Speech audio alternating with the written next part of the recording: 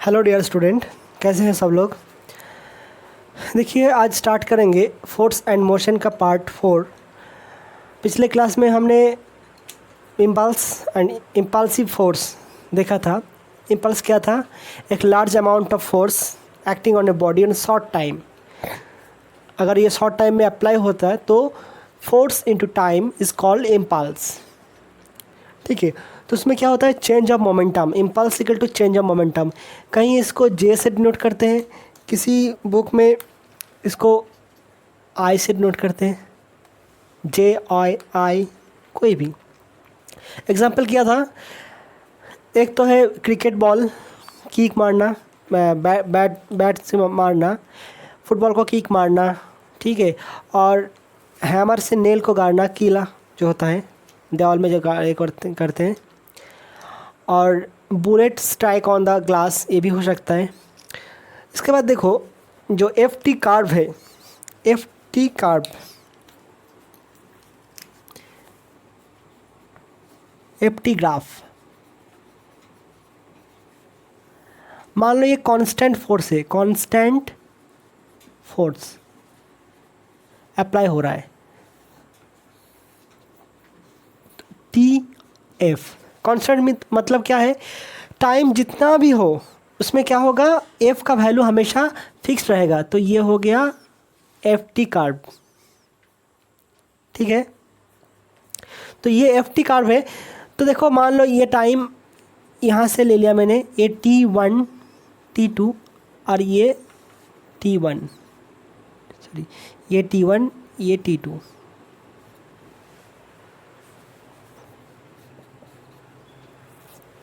ठीक है, तो हम मान लो ये जैसे ये लिखा है क्या, F इंटू टी। अगर ये T1 T2 नहीं मान लेते तो मान लो इतना तक टाइम T है, इतना तक टाइम T है। तो देखो ये क्या शो कर रहा है, एक रेक्टेंगुलर है, ठीक है, ये रेक्टेंगुलर जिसका टाइम, इसका क्या वैल्यू है? T। मान लो ये ओ ए बी सी, तो क्या हुआ? O A equal to C B equal to T, और O F O C equal to A B. इसका वैल्यू कितना है? ये फोर्स है एफ। तो इसका एरिया कितना होगा? Area of triangle O A B C equal to F T. तो एरिया क्या रिप्रेजेंट करते हैं? इम्पल्स को। तो area under F T curve and time axis represent impulse और चेंज ऑफ मोमेंटम।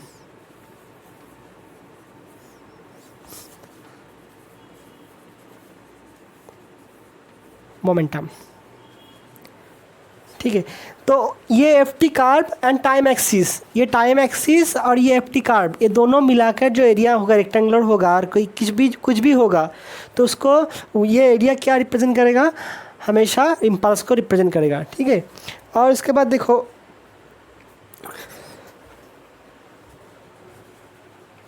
अगर ऐसा होता, ये नोट कर लेना, अगर वेरिएबल फोर्स है, वेरिएबल फोर्स, तो क्या होगा? ये इस तरह कुछ हो सकता, मतलब क्या, ये टाइम एक्सिस है और ये एफ है, तो हर डिफरेंट पॉइंट में इसका फोर्स डिफरेंट है, ठीक है। तो इसका एरिया क्या होगा? इसका एरिया क्या होगा? तब हमें इंटीग्रेशन करना पड़ेगा। तो छोटा सा एक स्मॉल ले लेंगे, इसको स्मॉल डिवाइड करेंगे, छोटा सा पार्ट, और ये होगा क्या? मान लो ये इसका एफ है और ये डेल टी है, तो इसमें इम्पल्स क्या होगा? I equal to F dot D T integration 0 to t। तो ये इसका एरिया रिप्रेजेंट करेगा इम्पल्स को। तो किसी भी अगर ग्राफ दे देगा, ठीक है, और वहाँ से इम्पल्स निकालने देगा, तो ग्राफ के नीचे जितना एरिया होगा वही एरिया कैलकुलेट कर लेना, ठीक है। अगर ट्रायंगल है तो हाँ, हाफ इंटू बेस इंटू, अगर मान लो ये ऐसा है, कुछ ऐसा है, तो ये एरिया कितना होगा, ये बेस है और ये हाइट है, तो half into base into height, ये हो गया इम्पल्स। ठीक है। इसके बाद देखो मोमेंटम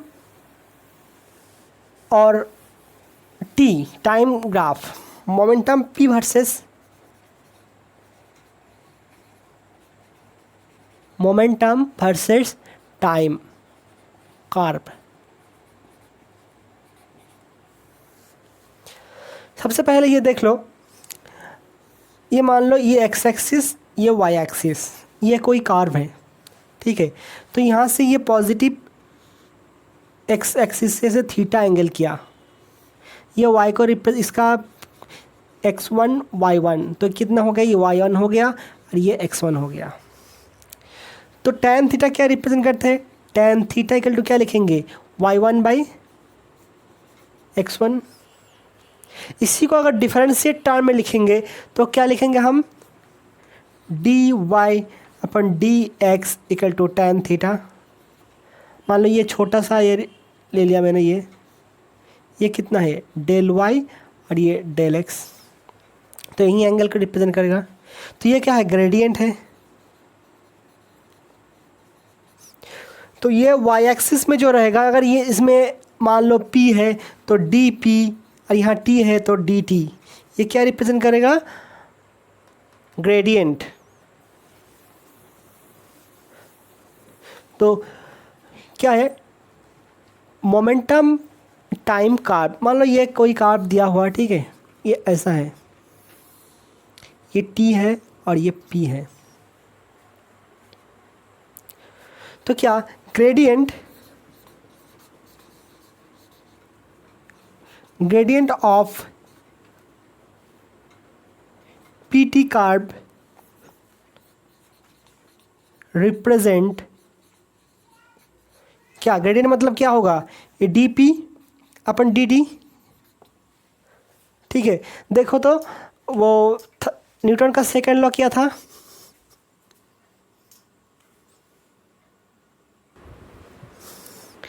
क्या था, change of momentum with respect to time equal to force. ये क्या रिप्रेजेंट करते हैं, फोर्स को रिप्रेजेंट करते हैं।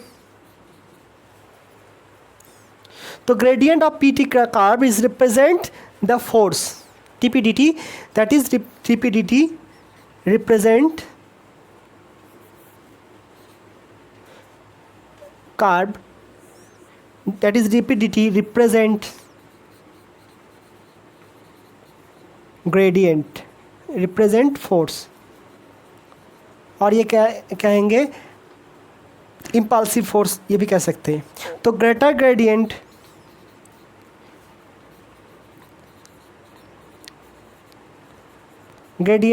Greater force.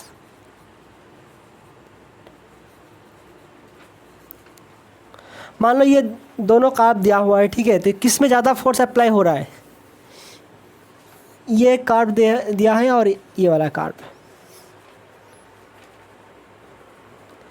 तो किस में ज़्यादा फोर्स अप्लाई होगा, जिसका ग्रेडियंट ज़्यादा होगा उसका उसमें फोर्स कितना होगा। ये मान लो ये A1 है, ये 2 है, तो ग्रेडियंट किसका ज़्यादा है, इसका ग्रेडियंट ज़्यादा है, तो dp2 dt, ये 2 नंबर का ये f2 और dp अपन dt ये 1 का f1। तो ग्रेडियंट जिसके ज़्यादा होगा उसका फोर्स का वैल्यू उतना ही ज़्यादा होगा, ठीक है।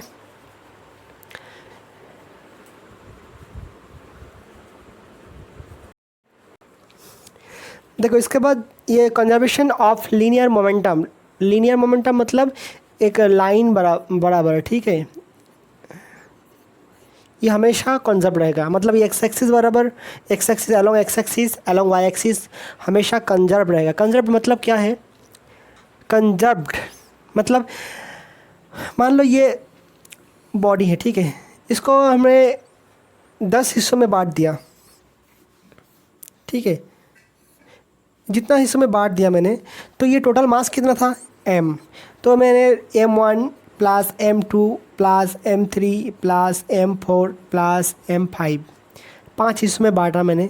तो क्या हुआ, ये 5 हिस्सा नहीं हो, ज़्यादा हो गया, ठीक है। मान लो 1 2 3 1 2 3 4 5 हो गया।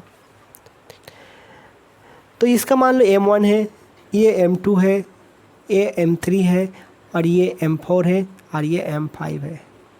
तो कंसेप्ट मतलब क्या है, पहले बांटने से पहले जितना मास था, बांटने के बाद उतना ही मास रहेगा। मतलब ये मास का साम क्या होगा, हमेशा बराबर होगा। तो यहाँ पे कंजर्वेशन मतलब क्या है, ये सेम रहेगा।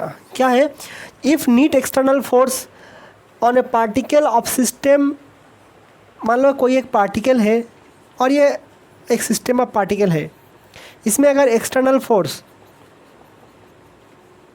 इज़ ज़ीरो, मैंने बाहर से कोई फोर्स नहीं लग रहा है, इसमें कोई बाहर से फोर्स नहीं लग रहा है, तो क्या होगा, इस सिस्टम का मोमेंटम कंजर्व रहेगा। मोमेंटम मतलब क्या है, एम भी हमेशा कंजर्व रहेगा, ठीक है। और ये भी कह सकते हैं हम, इफ़, इसको दूसरा तरीका से हम कह सकते हैं क्या, the total linear momentum, the total linear momentum of an isolated system, isolated system मतलब क्या है, जिस सिस्टम में कोई फोर्स, एक्सटर्नल फोर्स एग्जिस्ट नहीं करता है। और आइसोलेटेड सिस्टम मतलब क्या है, if F external equal to zero, कोई फोर्स अप्लाई नहीं हो रहा है, ठीक है। तो आइसोलेटेड सिस्टम का क्या होगा, moment, linear momentum system of interacting particle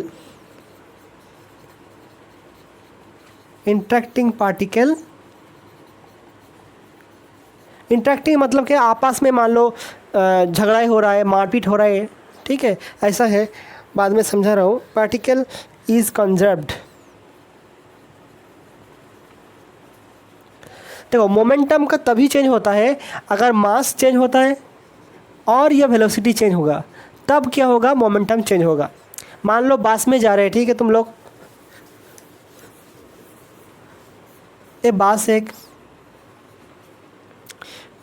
ये पैर है, ठीक है, ये मेरा बास है।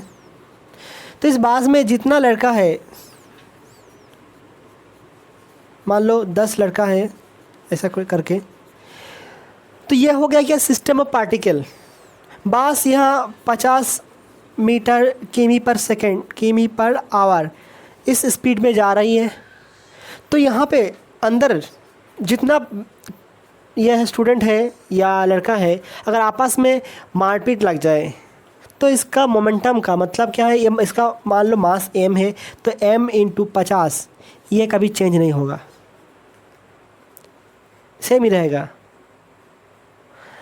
अगर बाहर से फोर्स अप्लाई ना हो तो ये हमेशा कंजर्व रहेगा। मान लो और एक भी, ये मान लो ये कि बम है, ठीक है, तो ये इसका मास m है, ये अभी रेस्ट में है, तो इसका वेलोसिटी कितना हुआ, 0 है, तो इसका मोमेंटम कितना होगा, m into 0 that's equal to 0। यहाँ कुछ देर बाद ये बम 2 हिस्सों में बांट गया, मतलब ब्लास्ट हो गया। ब्लास्ट होने से मान लो ये 1 2 3 3 हिस्सों में बांट गया। ये मान लो इसका m1 है, ये m2 है, और ये m3 है। इसका वेलोसिटी u1 हो गया, इसका u2, इसका u3 और इसका u2। तो देखो इसका मोमेंटम कितना है, m1 u1, इसका कितना होगा, m2 u3, m3 u3, इसका मोमेंटम कितना होगा, m2 u2।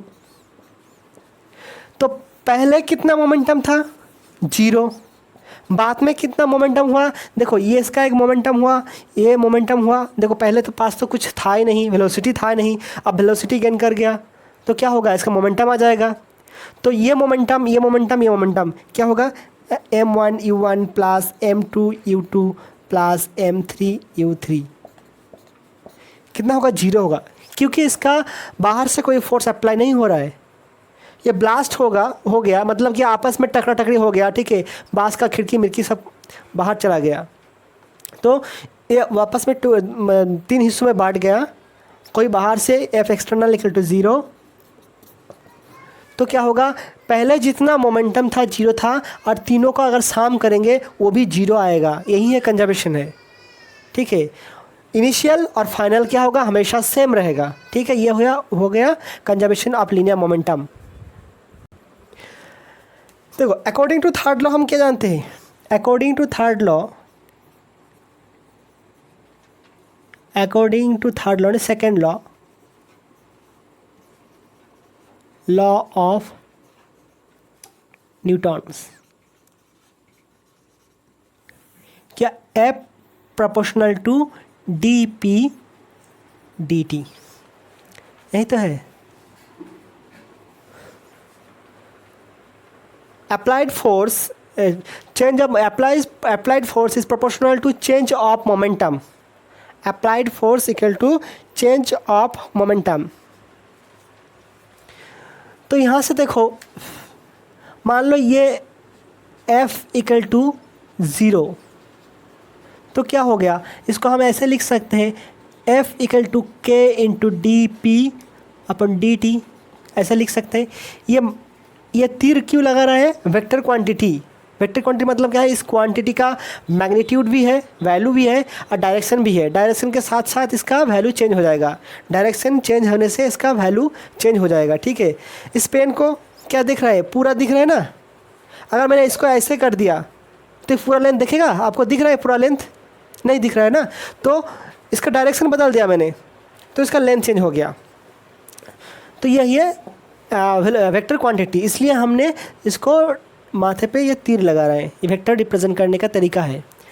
तो क्या होगा, 0 equal to K into D P अपन डी टी, तो क्या लिख सकते हैं हम यहाँ पे, D P D T equal to 0। देखो डी पी डी टी, यहाँ पे डी पी का मतलब क्या है, P2 माइनस P1, या हम ऐसे भी लिख सकते हैं P final minus P initial, ऐसे भी लिख सकते हैं। इसका वैल्यू कितना है, ये 0 आया, ये 0 होगा तब तो ये 0 आएगा, नीचे 0 होगा तो इन्फिनिटी आ जाएगा ना। अगर नीचे वाला डी टी अगर 0 होगा तो ये इन्फिनिटी आ जाएगा। तो मान लो ये D P P final minus P initial equal to 0 था, इसका मतलब क्या है, P final equal to P initial, ये कांस्टेंट है, इसका वैल्यू चेंज नहीं हो रहा है, ये ऐसे है, वैल्यू चेंज नहीं हो रहा है। तो ये F है, ये T है, तो इसका डी एफ डी टी, मान लो ये P है, तो डी पी डी टी कितना होगा, इसका 0 होगा। इसका ग्रेडियंट कितना है, 0 है। एक्स एक्सिस का पैरेलल है ये, मतलब टी एक्सिस के साथ पैरेलल है, तो इसका ग्रेडियंट कितना होगा, 0 होगा। मतलब क्या है, ये जो मोमेंटम है ये कांस्टेंट है, किसी भी टाइम पे जाओ इसका वैल्यू कांस्टेंट है। मतलब क्या है, ये P इनिशियल हो गया और ये P फाइनल हो गया, वैल्यू तो कांस्टेंट है, इसका वैल्यू तो फिक्स्ड है। तो इसका मतलब क्या होता है, कांस्टेंट का डिफरेंशिएशन कितना होगा, 0 होगा। इसका मतलब हम यहाँ से लिख सकते हैं P equal to constant. Constant मतलब क्या होगा, P इक्वल टू हम लिख सकते हैं P1 plus P2 plus P3, ऐसा करके हो जाएगा, ठीक है। नोट कर लो।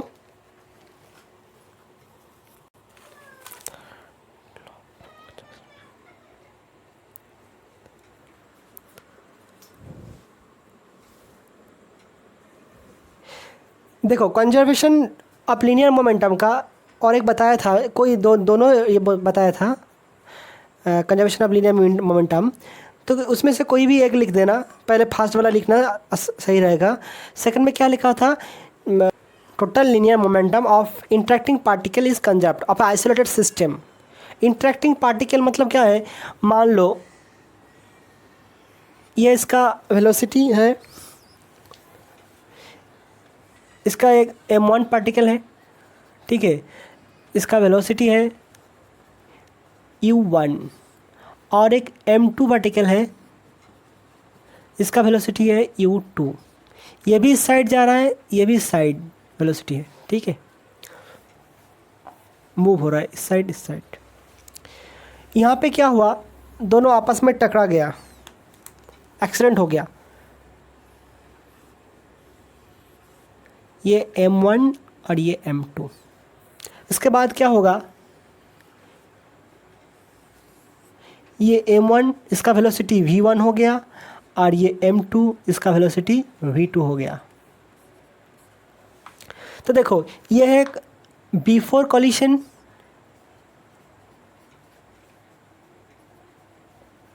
आफ्टर कॉलिशन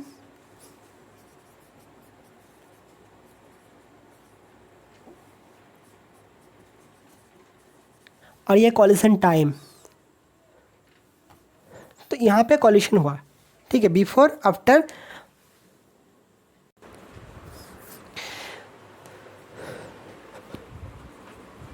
तो क्या है, देखो इनिशियल, यहाँ पे क्या होगा, इनिशियल ये वाला इनिशियल है और ये फाइनल मान लेते हैं, बिफोर को मान लेते हैं इनिशियल, आफ्टर को मान लेते हैं फाइनल। तो कंजर्वेशन क्या कहते हैं, पहले जितना मोमेंटम था बाद में उतना ही मोमेंटम होगा। मतलब देखो इस पार्टिकल का मोमेंटम कितना है, m1 u1, इसका कितना है m2 u2, इसका कितना हुआ m1 v1, इसका कितना हुआ m2 v2। तो टोटल इनिशियल मोमेंटम कितना है, टोटल इनिशियल मोमेंटम कितना है m1 u1 plus m2 u2। Total final momentum कितना है, इसका कितना हुआ m1 v1 प्लस इसका मोमेंटम m2 v2। कॉलिशन से पहले टोटल मोमेंटम इतना था, मतलब इसका मोमेंटम प्लस इसका मोमेंटम दोनों मिलाकर टोटल मोमेंटम हो गया, और बाद में मोमेंटम ये था। तो according to the conservation law of momentum, the initial momentum equal to final momentum. According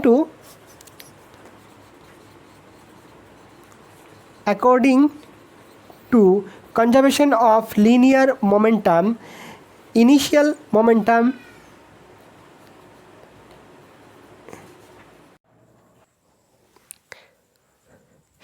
light का बहुत प्रॉब्लम हो रहा है, थोड़ा एडजस्ट कर लेना, ठीक है।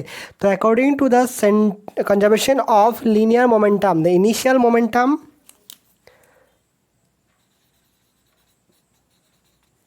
यहाँ पे बड़ा करके लिखते हैं, इनिशियल मोमेंटम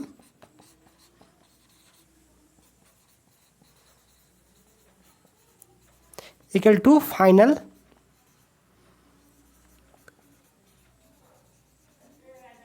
मोमेंटम। यहाँ इनिशियल मतलब क्या है, बिफोर कॉलिशन, एंड फाइनल मतलब बिफोर सॉरी आफ्टर कॉलिशन। तो क्या लिखेंगे हम, m1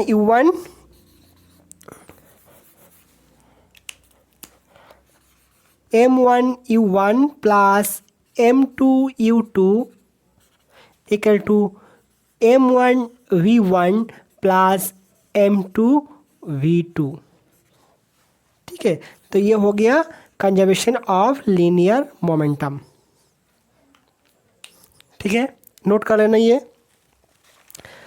इसके बाद देखो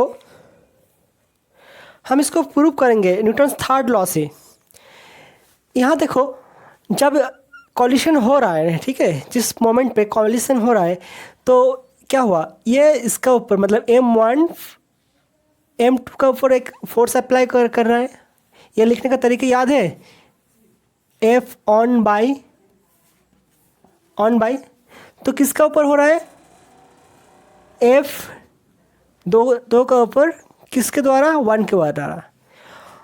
जब m1 पार्टिकल एक फोर्स अप्लाई करेगा m2, F force apply on m2 by m1 F21, तो उसी मोमेंट पे क्या करेगा, ये चुप बैठेगा, ये भी एक फोर्स अप्लाई करेगा इसमें m1 में, कितना होगा F12 कॉलिशन का टाइम, ये इसके ऊपर एक फोर्स अप्लाई करेगा और ये इसके ऊपर फोर्स अप्लाई करेगा, ठीक है। तो ये मान लो दो बॉडी है, ये एक बॉडी है, ये एक बॉडी है, तो इसका ऊपर फोर्स अप्लाई हो रहा है कितना, ये m1 और ये m2 F12, और इसका ऊपर हो रहा है F21, जब F12 M1 के ऊपर, मतलब F12 is applied on M1, अगर M1 के ऊपर फोर्स अप्लाई हो रहा है तो किसका मोमेंटम चेंज होगा? इसका होगा। अगर मैं तुमको धकेल दूंगा, ठीक है, फोर्स अप्लाई करूंगा, तो तुम क्या करोगे? गिर जाओगे। मैं नहीं गिरूंगा। अगर किसी का डिस्प्लेसमेंट होगा तो M1 का होगा, तो ये F1 से M1 का मोमेंटम चेंज होगा, और इससे क्या होगा? इसका मोमेंटम चेंज होगा। ठीक है।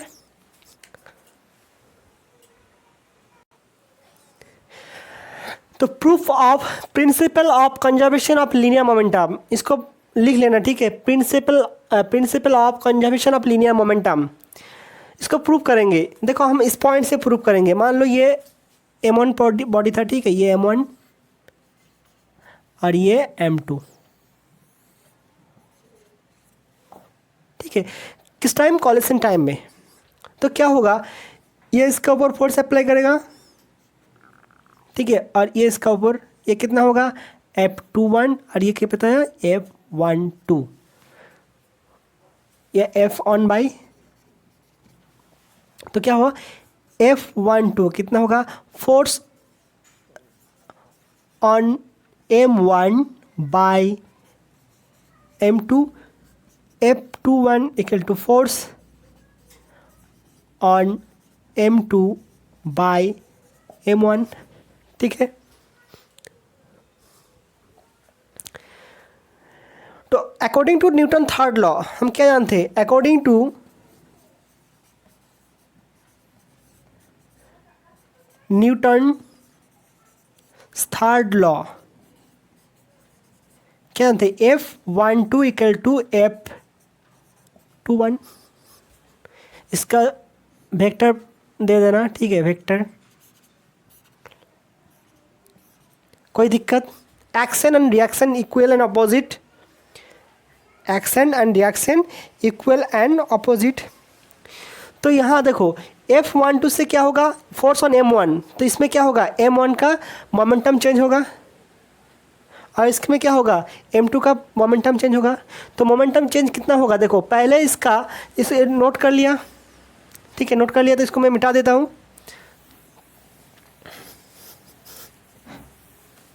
उसके बाद देखो M1 का, देखो M1 का इनिशियल कितना था? इनिशियल कितना था? M1 U1। फाइनल कितना हुआ? M1 V1। ये इनिशियल था, ये फाइनल हो गया। M2 का इनिशियल कितना है? कितना है? M1 U2, sorry M2 U2। Final कितना हुआ? M2 V2 हुआ ना। ये इसका M1 U1 इनिशियल था, फाइनल कितना हुआ? फाइनल मतलब कि टक्कर खाने के बाद, कॉलिशन के बाद M1 V1 हो गया। इसका M1 U2 था, M2 V2 हो गया। तो चेंज ऑफ मोमेंटम कितना होगा? चेंज ऑफ मोमेंटम कितना होगा? M2 V2 minus M2 U1। इसका कितना है? M1 V1 minus M2 U1। Change मतलब क्या? फाइनल माइनस इनिशियल, यही तो होगा ना चेंज, ठीक है। और इसको हम क्या लिख सकते हैं? dp dt with respect to time, dp dt ऐसा भी लिख सकते हैं, कोई दिक्कत?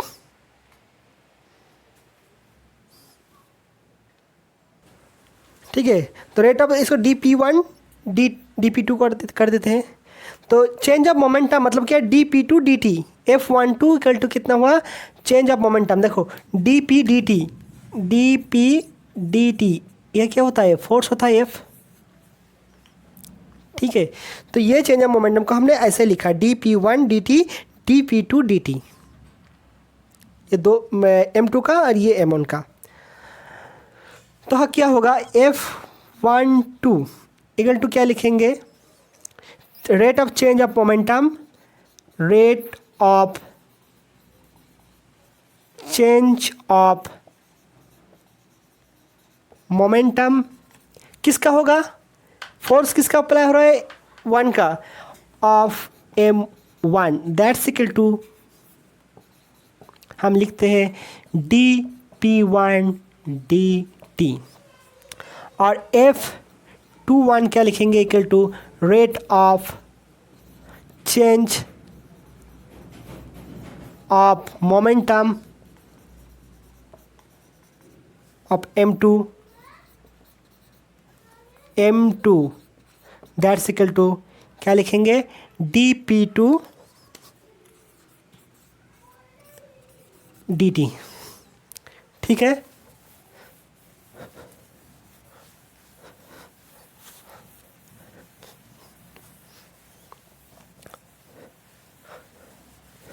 इसको मान लेते एक नंबर, ये 2 ये 3, तो 1 2 एंड 3 से क्या लिख सकते हैं फ्रॉम 1 2 एंड 3 1 2 एंड 3 क्या लिख सकते हैं। देखो ये क्या लिखा है f12 इक्वल टू f21 था, f12 equal to minus f21 या वेक्टर दे देना। ठीक है, इसका वेक्टर यहाँ माथे पे वेक्टर वेक्टर वेक्टर, तो f12 की जगह हम लिखेंगे कितना dp1 dt equal to minus dp2 dt। इसको इस साइड ले आएंगे तो क्या लिखेंगे dp1 dt plus dp2 dt equal to 0, ऐसे लिख सकते हैं हम। फिर कॉमन ले लो इसको, d dt कॉमन ले लिया, p1 plus p2 that's equal to 0। किसी का डिफरेंशिएशन 0 मतलब क्या है, ये इसका साम कितना है, डिफरेंशिएशन 0 मतलब ये कांस्टेंट है, तो क्या होगा दैट्स इंडिकेट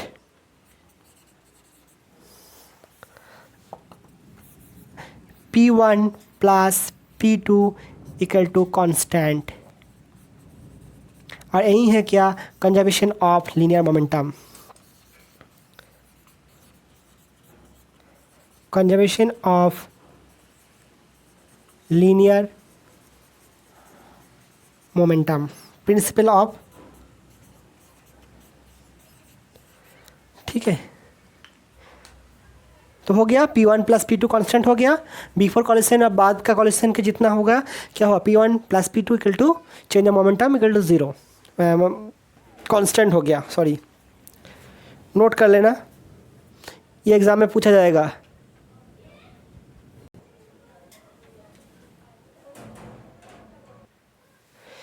इसके बाद देखो third law from conservation of linear momentum.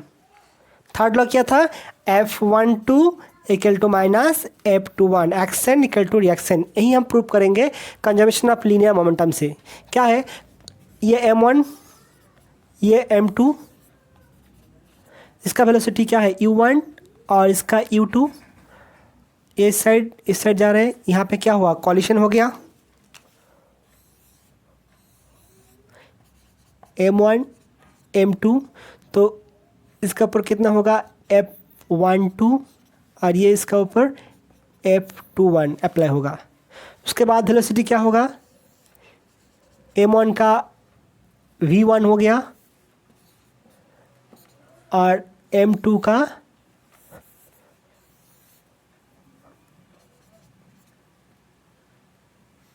v2। ठीक है, तो इनिशियल कितना था, इनिशियल टोटल मोमेंटम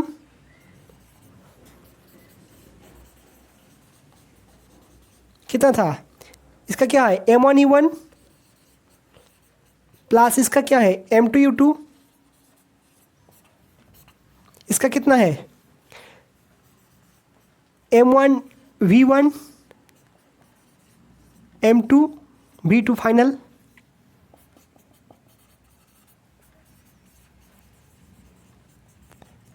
मोमेंटम। ठीक है, तो कंजर्वेशन ऑफ लीनियर मोमेंटम क्या फ्रॉम कंजर्वेशन ऑफ, हम यहीं से इसको थर्ड लॉ को ड्रा करेंगे। तो इसका क्या था, before collision and after coalition total momentum कितना होगा, सेम रहेगा, इक्वल होगा। ठीक है, यही तो था ना कंजर्वेशन ऑफ लीनियर मोमेंटम। तो हम ऐसे लिखेंगे from conservation of linear momentum क्या लिखेंगे, m1u1 plus m2u2 equal to m1v1 plus m2v2, ऐसा लिख सकते हैं। इसके बाद देखो हम m1 और m1 को एक साइड ले आएंगे, क्योंकि चेंज ऑफ मोमेंटम निकालेंगे हम। m1 का मोमेंटम चेंज कितना होगा और m2 का कितना होगा। m1 का चेंज कितना होगा पहले दिखाया था, इसका m1u1 था, कितना हुआ m1v1 हुआ, तो चेंज कितना हुआ m1v1 माइनस m1u1। तो एक काम करते हैं, इसको एक नंबर मान लेते हैं इक्वेशन 1, इसको इस साइड ले जाते हैं और इसको इस साइड, तो क्या लिखेंगे m1u1 minus m1v1 that's equal to m2v2 minus m2u2। कोई दिक्कत, इसको यहाँ ले आया इस साइड और इसको उस साइड ले गया, इसको इस साइड ले आया और इसको उस साइड ले गया, ठीक है। तो हम इसको ऐसे लिख लेते हैं, minus m1v1 minus m1u1 minus common ले लिया equal to m2v2 minus m2u2, final minus initial हो गया। If t is the collision time, तो हम t से अगर डिवाइड कर देंगे दोनों को, कैसे लिखेंगे बोथ साइड, m1v1 सॉरी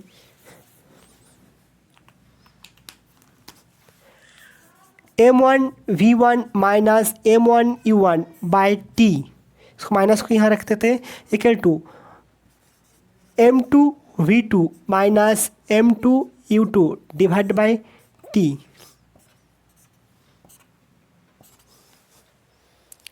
ठीक है, कोई दिक्कत।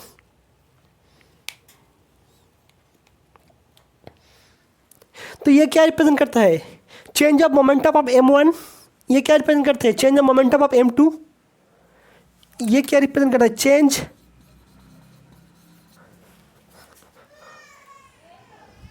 Of momentum of m1 that's equal to, ये क्या रिप्रेजेंट कर रहे हैं, चेंज ऑफ मोमेंटम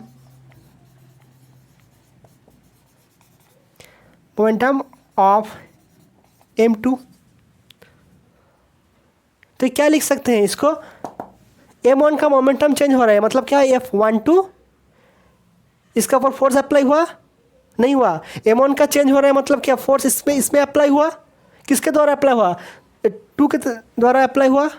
तो हम क्या लिख सकते हैं, minus that's equal to, minus ये माइनस से F12 इक्वल टू F21, इसका 2 का change of momentum of 2 m2 मतलब क्या, force on 2 m2 by m1 that's equal to, हम लिखेंगे F12 equal to minus F21। ये है थर्ड लॉ का प्रूफ है।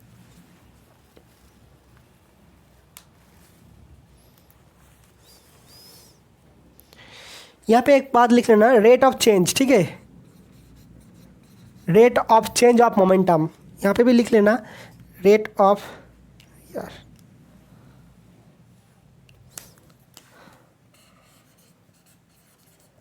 Rate of change of momentum m2, ठीक है। ये नोट कर लेना, जल्दी नोट कर लेना, ठीक है।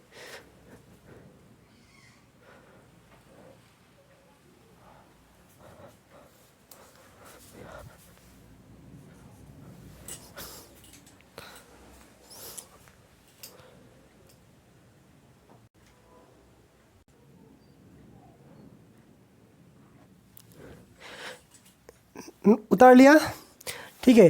इसके बाद ज़्यादा नहीं लिखूँगा, प्रॉब्लम बेस्ड है, ठीक है, मतलब यहाँ से प्रॉब्लम पूछा जाता है ज़्यादा। Recoil of gun,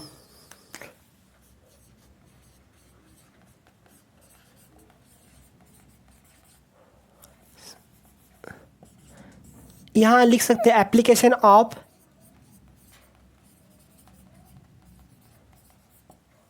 of conservation of linear momentum. ठीक है, रिकॉइल ऑफ गन मतलब क्या है, मान लो ये एक गन है, ये ट्रिगर है, ठीक है, इसके अंदर क्या है, एक बुलेट है, इसका मास है m और इसका मास है small m, capital M small m। बंदूक चलाने के वक्त देखना पीछे धकेलते हैं, ठीक है, अगर तुम कोई स्मूथ सरफेस में बैठे हो और फायरिंग किया है, ठीक है, तो गोली बुलेट जो सामने आगे तरफ बढ़ जाएगा और तुम पीछे हट जाओगे। ट्रंक को देखा ना, ट्रंक जो सिनेमा में दिखाता है, जब फायरिंग के बाद वो कब पीछे चला जाता है, पीछे, तो हम उस पीछे जाने का वेलोसिटी निकालना होगा। तो देखो इस मोमेंट पे इसका वेलोसिटी कितना है, मैं पकड़ के ऐसे खड़े हैं, ठीक है, ऐसे खड़े हैं, तो इसका क्या है, मोमेंटम कितना है, मोमेंटम इनिशियल मोमेंटम कितना है, 0 है। टोटल मास कितना है, m plus m into velocity कितना है, 0, मतलब क्या है, 0। जब मैंने फायरिंग कर दिया तो क्या होगा, देखो ये रह गया गन और ये बुलेट। मान लो बुलेट का वेलोसिटी u है और इसका वेलोसिटी v। इसका मास कितना था, m, इसका मास था स्मॉल m। तो इसका मोमेंटम कितना हुआ, m v, इसका मोमेंटम कितना हुआ, m u। तो फाइनल मोमेंटम कितना हुआ, final momentum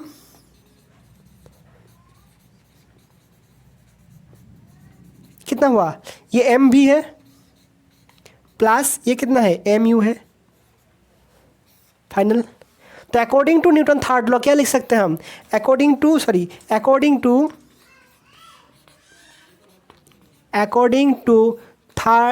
conservation of linear momentum क्या लिख सकते हैं, देखो पहले क्या, 0 initial momentum equal to final momentum, initial momentum INITIL, initial momentum equal to total final momentum. तो हम कैसे लिख सकते हैं इसको, m0 equal to mv plus small mu। तो इसका वैल्यू दिया होगा, ठीक है, इसका वेलोसिटी मतलब बुलेट का वेलोसिटी हमेशा बता देगा। तो हमें निकालना है v, तो mv इक्वल टू कितना होगा, माइनस mu। तो v का कितना होगा, small m by capital M अपन u। ये हो गया क्या, रिकॉइल वेलोसिटी। इसका मास बता दिया जाएगा, इसका मास बता दिया जाएगा और इसका वेलोसिटी बता दिया जाएगा, ठीक है। u गिवन रहेगा, u capital M small m सब गिवन रहेगा, सिर्फ v को निकालना है तुम्हें इसको अप्लाई करके। तो फायरिंग करने से पहले मोमेंटम कितना है, 0 है, क्योंकि इसका कोई वेलोसिटी नहीं है, हम पकड़ के जस्ट खड़े हैं, पीछे नहीं हट रहे, सामने भी नहीं जा रहे, तो इसका मोमेंटम कितना है, 0 है। जब फायरिंग कर दिया बुलेट सामने की तरफ बढ़ गया यू वेलोसिटी से और हमें पीछे धकेल देगा। देखो इसका जो माइनस आया, माइनस साइन, ये क्या रिप्रेजेंट करता है, यू का वेलोसिटी। ये अगर ऐसे मान दे देते हैं तो क्या लिखेंगे, अगर ऐसे दे दो सर इसमें, तो क्या यू का डायरेक्शन और वी का डायरेक्शन क्या है, अपोजिट। तो ये माइनस नेगेटिव क्या इंडिकेट करता है, u and v opposite, SIT opposite, मतलब बुलेट सामने की तरह जा रहा है तो तुम पीछे जाओगे, बंदूक पीछे जाएगा, ठीक है। यह का एप्लीकेशन हो गया, उतार लो जल्दी से उतार लो।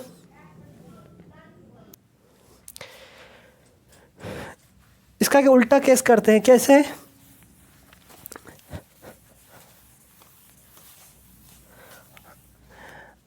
मान लो ये एक स्मूथ सरफेस है, स्मूथ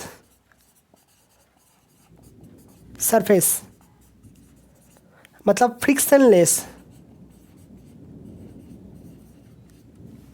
ठीक है। मतलब फ्रिक्शनलेस मतलब क्या है, घर में ये पत्थर लगा हुआ है स्टाइल्स, उसमें अगर वो ऑयल दे दोगे, साबुन का दे दोगे, साबुन सर्फ एक्सेल, तो उसका बहुत ही क्या स्लिपी हो जाता है, sleepy.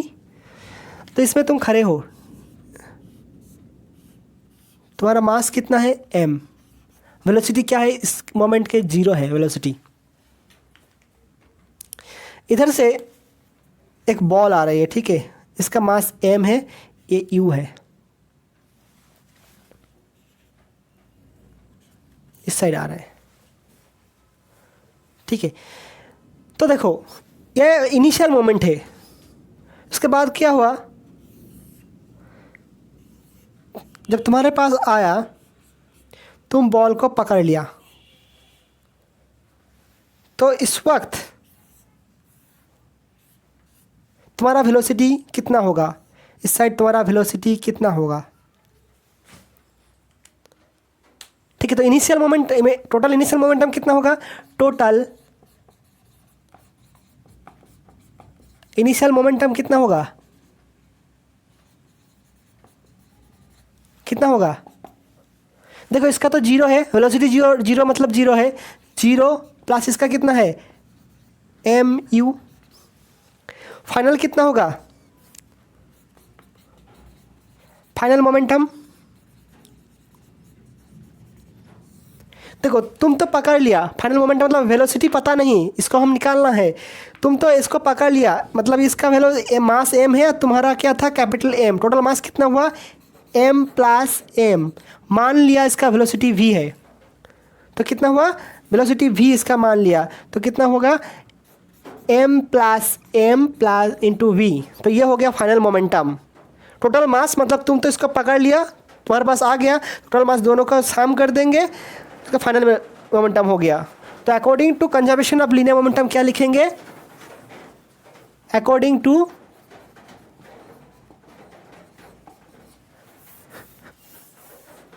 Conservation of linear momentum क्या लिखेंगे, ये दोनों इक्वल है, कितना है 0 plus mu that's equal to m plus small m v, that's equal to v equal to कितना होगा m by m plus m into u। देखो पहले केस में क्या था, यह नेगेटिव साइन आया था अपोजिट, ये देखो ये जिस साइड जिस डायरेक्शन में आ रही है, ठीक है, तुम उसी डायरेक्शन में जाओगे, मतलब तुम्हारा वेलोसिटी कितना इस डायरेक्शन में ही होगा, इसलिए यहाँ पॉजिटिव आया, ठीक है। अगर इसका उल्टा भी होगा बंदूक की तरह, तुम्हारा पास एक बॉल है, ठीक है, ये बॉल तुम्हारा पास है ऑलरेडी, तुम स्मूथ सरफेस में खड़े हो, ठीक है, तो इस मोमेंट में तुम्हारा मोमेंटम कितना होगा 0 होगा। इसके बाद तुम इसको क्या किया, थ्रो कर दिया, इसको या थ्रो कर दिया u वेलोसिटी में, तो तुम्हारा वेलोसिटी कितना होगा v, ये सिर्फ गन का जो रिकॉल वेलोसिटी था सेम होगा, क्या होगा ये 0 इक्वल टू कितना होगा, ये mv प्लस mu, मतलब v इक्वल टू कितना होगा minus m by capital mu, ऐसा होगा, उल्टा केस, ठीक है।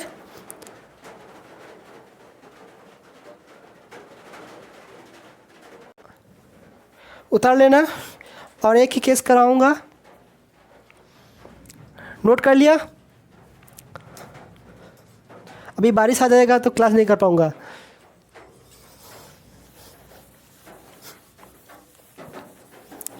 ये केस 3 है, अभी तक जितना कराया सब क्या है 1 डायमेंशनल है, सब था क्या 1 डायमेंशनल। अगर ऐसा होगा, मान लो ये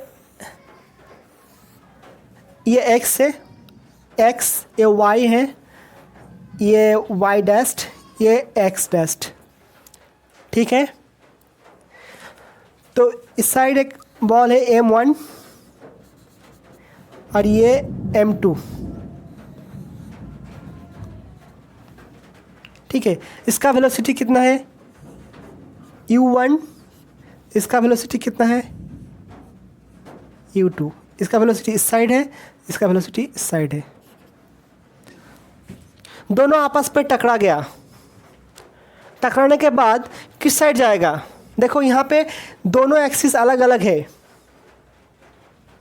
कंपोनेंट डिवीजन याद है, अगर ये इस r है, ये थीटा एंगल है, तो जिसका साथ मतलब जिसका बराबर लेंगे हम, देखो इसका साथ हम इसका कंपोनेंट इस साइड ले रहे हैं, तो इसका क्या होगा आर कॉस थीटा होगा, और इस साइड लेंगे तो इसका कंपोनेंट क्या होगा, अगर थीटा ये हो आर साइन थीटा, अगर थीटा यहाँ होता तो क्या होगा, ये हो जाएगा आर कॉस थीटा, ये होगा आर साइन थीटा। जिसके साथ एंगल होगा उसका कॉस का कंपोनेंट होगा, और जिसका साथ नहीं होगा उसका साइन का कंपोनेंट होगा। ये याद है, पिछले क्लास में बताया था मैंने। तो ये तो एक्स डायरेक्शन में है, ये वाई डायरेक्शन में है। ये मान लो दोनों एक साथ अटक गया,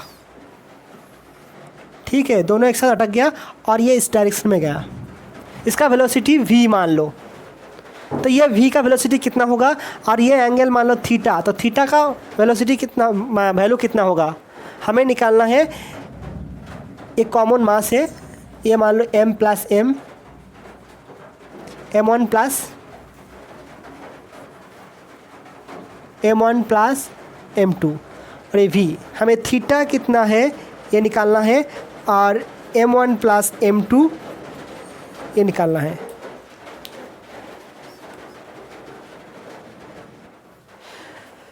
देखो इसका तो कोई कंपोनेंट, इसका कितना है मोमेंटम, m2u2 इस डायरेक्शन में है, एलोंग क्या है y डायरेक्शन है, negative y।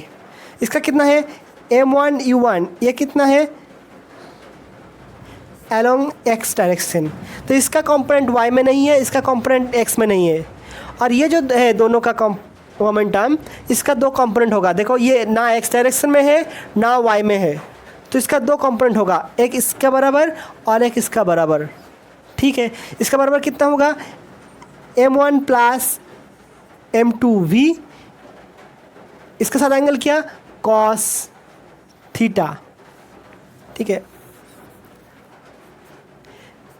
m1 plus m2v cos theta, इसके साथ एंगल किया और इसके साथ एंगल नहीं किया तो क्या होगा, m1 plus m2 sine theta, यहाँ v होगा, ठीक है।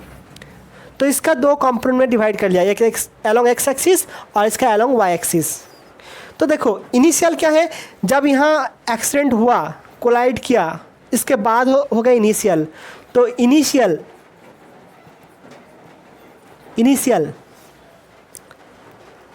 कितना था, along x axis, along x, m1 का कितना है, m1u1, ठीक है। m2 का कितना है, m2 किस साइड में है, y डायरेक्शन में है, x का बराबर कोई कंपोनेंट नहीं होगा। अगर कंपोनेंट लेंगे, अगर इसका मान लो 90 डिग्री है तो कितना होगा, cos 90 का वैल्यू कितना होगा, 0 होगा, तो इसका इस साइड में कोई कंपोनेंट नहीं होगा, ठीक है। तो ये कितना है, 0 हो गया। एलोंग y कितना होगा, एलोंग y कितना होगा, m1 का कितना है, देखो m1 जा रहा है कि x डायरेक्शन में, तो इसका कोई कंपोनेंट y में नहीं होगा, इसका कंपोनेंट x में नहीं होगा, इसका कंपोनेंट y में नहीं होगा, तो ये 0 हो गया। और m2 का कितना होगा, m2u2, ठीक है। मोमेंटम है सब, मैं शॉर्ट में लिख रहा हूँ। तो ये हो गया इनिशियल। फाइनल कितना होगा, फाइनल में क्या हुआ, दोनों तो जोड़ गया आपस में, तो एलोंग एक्स एक्सिस कितना होगा,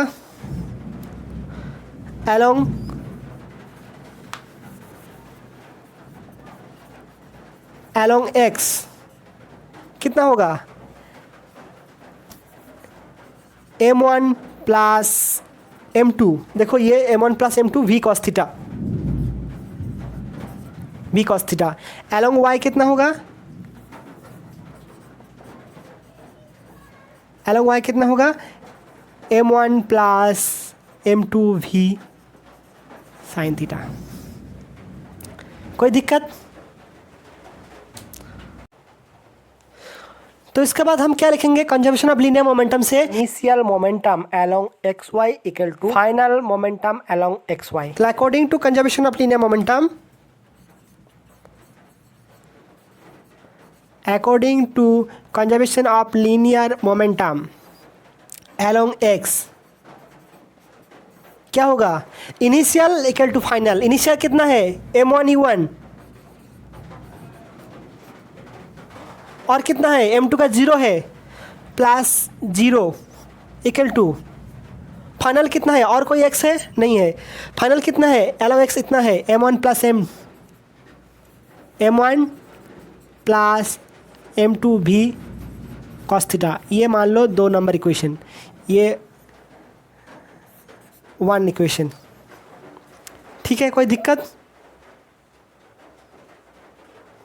log x से लिख लिया, ये उतार लेना जल्दी से, उतार लिया।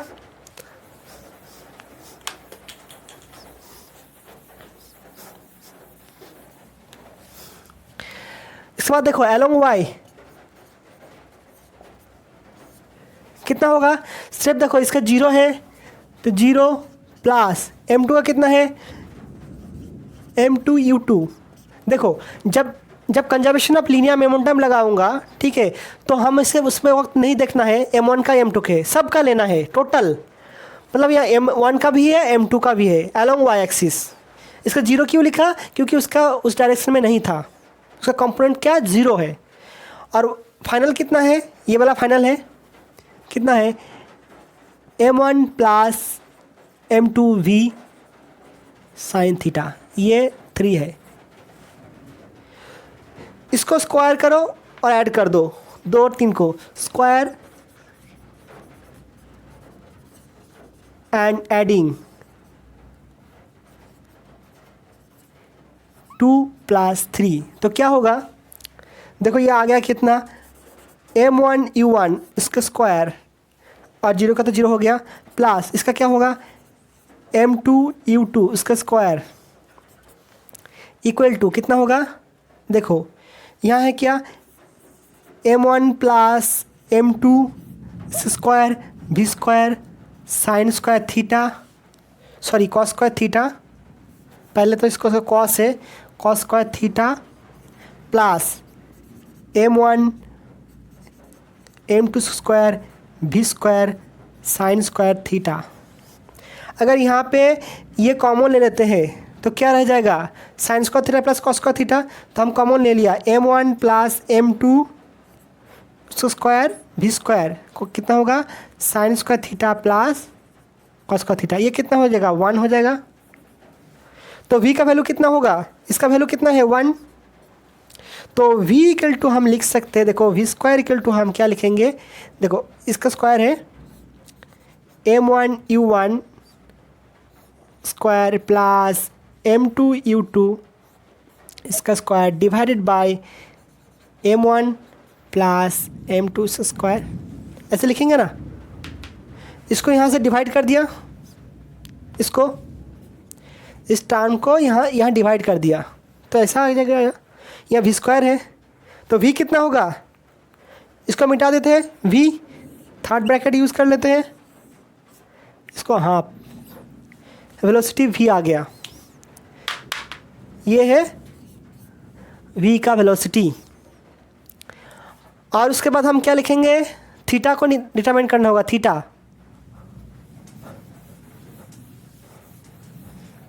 देखो थीटा कैसे निकालेंगे, यहाँ देखो V cos थीटा है, यहाँ पे V साइन थीटा है, अगर 3 डिवाइड बाई 2 कर देते हैं, 3 डिवाइडेड बाई 2, तो क्या लिखेंगे, M2U2 divide by M1U1 that's equal to क्या लिखेंगे, M1 plus M2V sine theta divided by M1 plus M2V cos theta, तो ये कट जाएगा, कितना बचेगा, tan थीटा, मतलब theta equal to tan inverse M2U2 by M1U1। ठीक है, तो ये थीटा निकल के आ गया। ठीक है, ये उतार लिया ना पूरा। तो क्या क्या था पहले क्वेश्चन, ये इस साइड आ रहा है, ये M1 है, U1 है, ये M2 है, ये U2 है। यहाँ पे दोनों आपस टकरा गया और दोनों मास एक साथ जोड़ गया, ये M1 प्लस M2 हो गया। ठीक है, इसका वेलोसिटी v मान लिया, तो इसका v का वेलोसिटी कितना होगा ये हम निकाल के आ गया, v m1 square plus m2 square by m1 plus m2 square, उसके बाद हाफ। और ये थीटा कितना एंगल होगा, थीटा का भी निकाल लिया। ठीक है, सही से पढ़ना। ठीक है, और किसी का प्रॉब्लम होगा तो व्हाट्सअप में या कमेंट में लिखना। ठीक है, सिर्फ कमेंट में ये नहीं लिखना सर अटेंडेंस, किसी का अटेंडेंस नहीं होगा। Have a nice day.